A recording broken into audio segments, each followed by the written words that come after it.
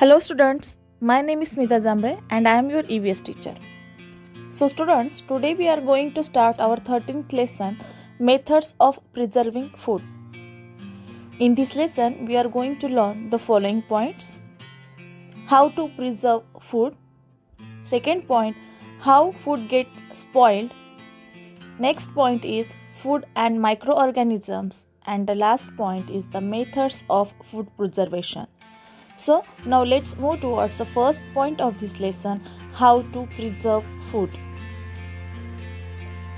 So students, as we know that our first point is the how to preserve food. So we know that the different foodstuffs are produced in different places at the certain times of the year. That means समय समय पर जो है नए नए foodstuffs जो है हमें अलग अलग जगह पर देखने को मिलते हैं. And we can make pickles, jams, papads, etc. And they can be made in a right season and enjoyed for the whole year. जैसे कि देखो मोस्टली समर सीजन में ये सारी चीज़ें किए जाते हैं और उसे हम साल भर के लिए जो है वो यूज़ कर सकते हैं. So and we have to keep this food away from the ants, cockroaches and other insects like rats, mice and the cats. और जो कुछ खाना हमने बनवाया है उस खाने को जो है हमें इंसेक्ट से भी जो है वो दूर रखना होता है. Depending upon the various seasons we can produce और we can make the different types of food stuffs. Now moving towards the second point of this lesson is the how food get spoiled, मतलब खाना खराब कैसे होता है. So students, we can say that food get spoiled and that we can see the white, black or greenish color fiber like structure that is cotton wool growing on the food. खाना जब खराब हो जाता है तो अलग अलग रंग के जो है वो कॉटन के जैसे उसके ऊपर चीज़ें तैयार हुए हमें दिखते हैं. या फिर we can smell the foul, है ना, या फिर गंदा जो है उसमें से स्मेल आने लगना शुरू हो जाता है. या फिर फंगस जो होती है उसके ऊपर ग्रो होना शुरू हो जाते हैं. Spores of the fungus are present in air and water. Air में, वाटर में जो है वो फंगस के माइक्रो ऑर्गेनिजम्स जो है वो प्रेजेंट होते हैं. And this type of conditions like food, water and air, these are the favourable conditions जहाँ पर फंगस के माइक्रो ऑर्गेनिजम्स ग्रो होते हैं. एंड द वार्मथ, मतलब जो गर्मी होती है, जो टेम्परेचर जहाँ पर ज़्यादा होता है, इन दैट एरिया और in that place we can say the fungus grow very easily. That means the warmth, air, water, these are the favorable conditions for the fungus to grow. Now moving toward the third point of this lesson is the food and microorganism. Students, we cannot see the microorganisms. इनका नाम ही है micro, that means we cannot see.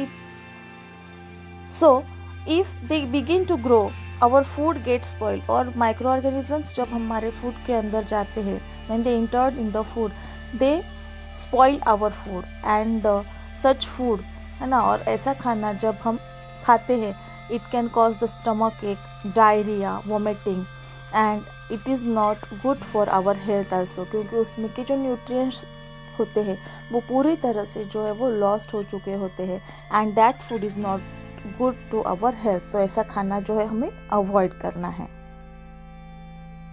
Now let's discuss about the last point of this lesson is the methods of food preservation. That means अभी हमने देखा कि खाना जो है कैसे ख़राब होता है, माइक्रो ऑर्गेनिजम्स उसके अंदर एंटर करते हैं. खाने को हमें साल भर अच्छा अगर रखना है ना, क्योंकि कुछ सब्जियाँ, कुछ फल जो है या फिर ग्रेन्स जो है वो साल में एक ही सीज़न में आते हैं, बट उसे हम साल भर खा सकते हैं. तो उसके लिए हमें कुछ अलग अलग मेथड्स इस्तेमाल करने होते हैं. तो सबसे पहली मेथड है ड्राइंग, जैसे कि पापड़, सांडगे, वीट, दाल, है ना, ये सारी चीज़ें हम अच्छे से ड्राई करके, ड्राई करना मतलब उसमें से पूरा पानी, मॉइस्चर जो है वो निकाल के उसे हम साल भर के लिए यूज़ कर सकते हैं. Second point is the cooling, है ना. When we keep food in a refrigerator micro organisms can not grow.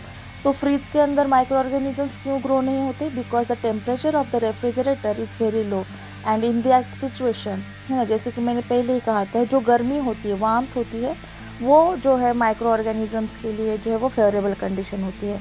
जैसे कि दूध हो गया, फल, सब्जियां हम रेफ्रिजरेटर में रख सकते हैं ताकि वो बहुत दिनों तक अच्छी रह सकती है.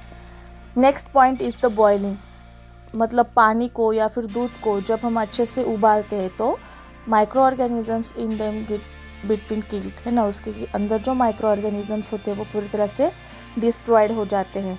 एंड उसके बाद हम क्या करते हैं, हमारी मम्मी देखो घर में बहुत सारी चीज़ें जो है वो एयर टाइट कैंस में रखती है। एयर टाइट कैंस में रखने के बाद क्या होता है, when the food is kept in air tight cans micro organisms will destroy, है ना, उसके अंदर जो है वो माइक्रो ऑर्गेनिजम्स नहीं जा सकेंगे और वहाँ पर वो ग्रो नहीं हो सकते। So in this way we can use the various methods to protect our food from the micro organisms and the insect, because healthy खाना अगर हमें खाना है तो इन सब चीज़ों से जो है हमें उसे बचाना होगा।